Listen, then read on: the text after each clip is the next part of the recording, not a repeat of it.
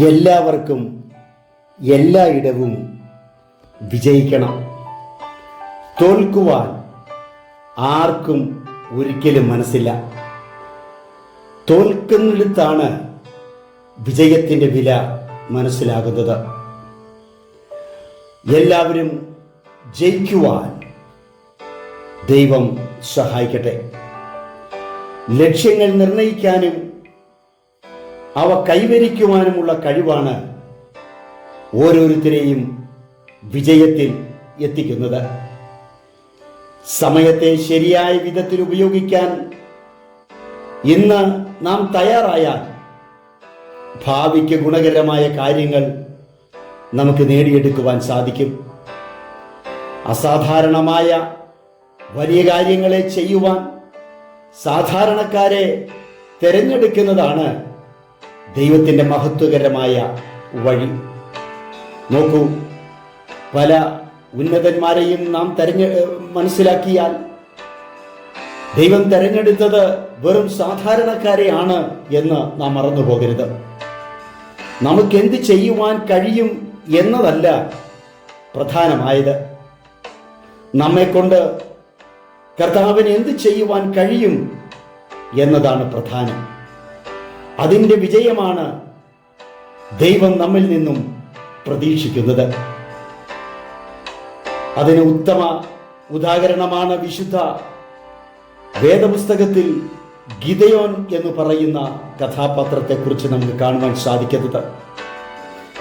ആ ചരിത്ര പുരുഷൻ ശത്രുവിനെ ജയിക്കുവാനായി സാധാരണക്കാരനായ ഗിദെയോനെ ദൈവം തെരഞ്ഞെടുത്തു. ആ വിജയത്തിന്റെ പിന്നിൽ ദൈവത്തിന്റെ വാഗ്ദാനമുണ്ടായിരുന്നു.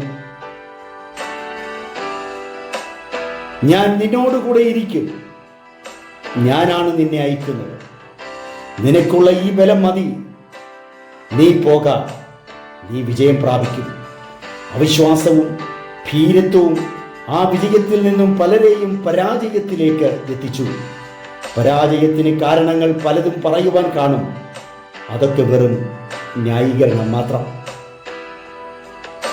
കഴിവില്ലാത്തവരെ കഴിവുള്ളവരാക്കി മാറ്റിക്കൊണ്ട് സമൂഹത്തിന്റെ മധ്യത്തിൽ ദൈവം അനേകരെ ഉയർത്തിയിട്ടുണ്ട്.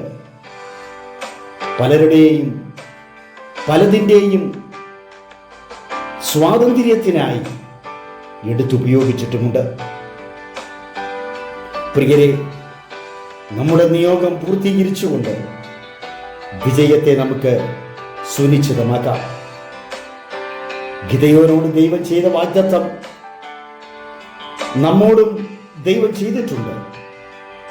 ആ വിശ്വാസത്തോടെ ജീവിതത്തിന്റെ മുൻപിലുള്ള പ്രതിസന്ധികളെ നേരിടുക. ഈ ബലത്തോടെ പോക എന്നുള്ള ദൈവിക പിന്തുണ മതി ലക്ഷ്യപ്രാപ്തിയിൽ നമുക്ക് എത്തിച്ചേരുവാൻ. നിശ്ചയദാർഢ്യവും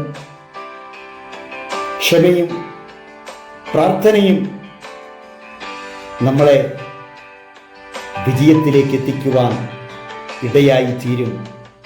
അങ്ങനെ അതിനായി ദൈവം നമ്മെ എടുത്ത് ഉപയോഗിക്കട്ടെ എന്ന് പ്രത്യേകം ആശംസിക്കുന്നു, പ്രാർത്ഥിക്കുന്നു. ദൈവകൃപയും സമാധാനവും നമ്മോടുകൂടെ എപ്പോഴും ഇരിക്കുമാറാകട്ടെ. ലക്ഷ്യത്തിലേക്ക് നീങ്ങാം. അതേ പ്രിയരെ, പരാജയത്തിൻ്റെ മുൻപിൽ പതറിപ്പോകരുത്. വിജയം നിങ്ങൾക്ക് ഉറപ്പാണ്. ദൈവം നിങ്ങളെ അനുഗ്രഹിക്കട്ടെ. നല്ലൊരു ശുഭ ദിനം നേരുന്നു. God bless you. God bless you. God bless you all.